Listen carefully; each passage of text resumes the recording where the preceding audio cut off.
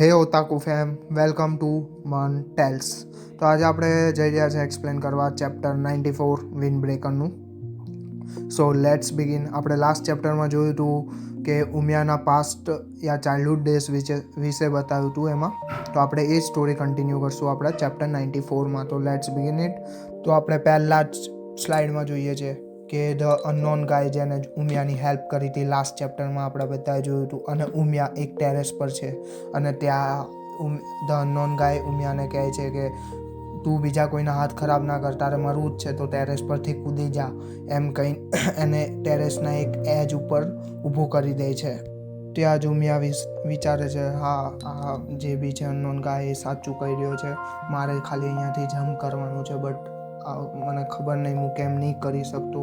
હું સ્કેર્ડ તો નથી, કેમ કે મારે કોઈ હક નથી સ્કેર્ડ રહેવાનો, કેમ કે મારે એ હજી બી ગલ્ડમાં છે એના મોમ ડેડના વિશે ડેડ થઈ ગઈ એના લીધે એના વિશે કે મને પનિશમેન્ટ મળવી જ જોઈએ, મારે અહીંયાથી કૂદી જ જવું જોઈએ એવું ઉમિયા વિચારે છે. બટ એ કૂદી નહીં શકતો. હવે આપણે આગળ જોઈશું. ત્યાં ઉમિયા ગલતીથી ફિસલી જાય છે, એટલે ગલતીથી સ્લીપ થઈ જાય છે, તો એ નીચે પડવા લાગે છે. તો નો જોરથી નો કહે છે અને હાથ પકડી લે છે. ઓલા જે ગાય હતો એ અનનોન ગાય એ એની હેલ્પ કરીને પાછો એને ટેરેસ ઉપર નાખી દે છે. પછી એને કહે છે તે જોયું તું કેવું ફીલ કરે છે, તે જ આ સાઈડ ચૂઝ કરી, તે જ જીવવાનું ચૂઝ કર્યું, રાઈટ? મતલબ you want to leave your life, તારે લાઈફ જીવી છે. અનનોન ગાય એને સમજાઈ રહ્યો છે કે લાઈફ તો એવી જ હાર્ડ રહેવાની છે અને આ બધું તો થવાનું જ છે. તારી જોડે શું થયું એ મારે કંઈ જાણવું નહીં, અને ના હું એમાં ઇન્ટરેસ્ટેડ છું.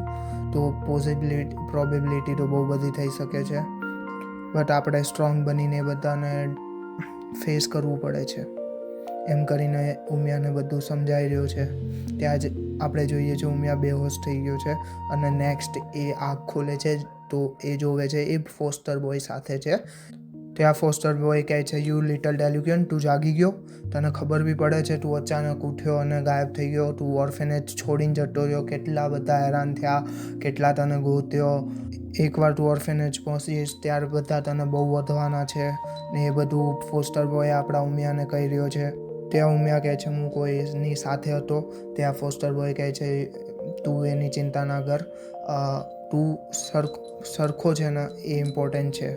ત્યાં ઉમિયા કહે છે કે મેં એ લોકોને સ્માઇલ કરતા જોયા હતા જ્યારે મારા મોમ ડેડ મને પુશ કરીને પોતે ટ્રકથી હિટ થઈ ગયા હતા, એ મારા લીધે થયું હતું, એ લોકોને બેવની ડેડ મારા લીધે થઈ હતી.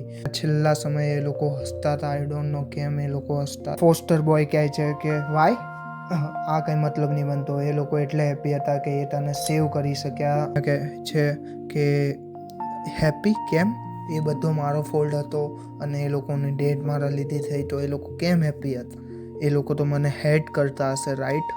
ત્યાં ફોસ્ટર બોય કહે છે કે અગર એ લોકો તને હેટ કરતા તો એ સ્માઇલ ના કરતા હતા એમના લાસ્ટ મુમેન્ટ પર જ્યારે એમની ડેડ થઈ ત્યારે. Your mom and dad are amazing, મતલબ તારા મોમ અને ડેડ બહુ અમેઝિંગ હતા કે એ તને આટલો બધો લવ કરતા હતા, પ્રેમ કરતા હતા.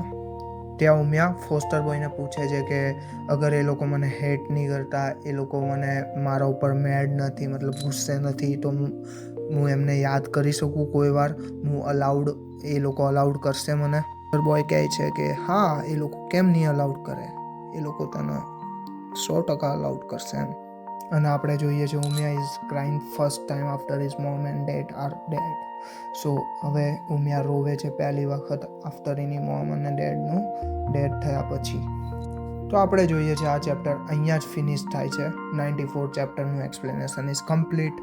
તો હવે આપણે 95 ચેપ્ટર કાલે લઈને આવશું. તો તમને વિડીયો સારો લાગે છે તો લાઈક કરો, કમેન્ટ કરો અને સબસ્ક્રાઈબ કરો અને બેલ આઇકોનને હિટ કરો. આપણે બીજી બી માંગાના એક્સપ્લેનેશન લાવશું ગુજરાતીમાં. So please guys support. Thank you for watching.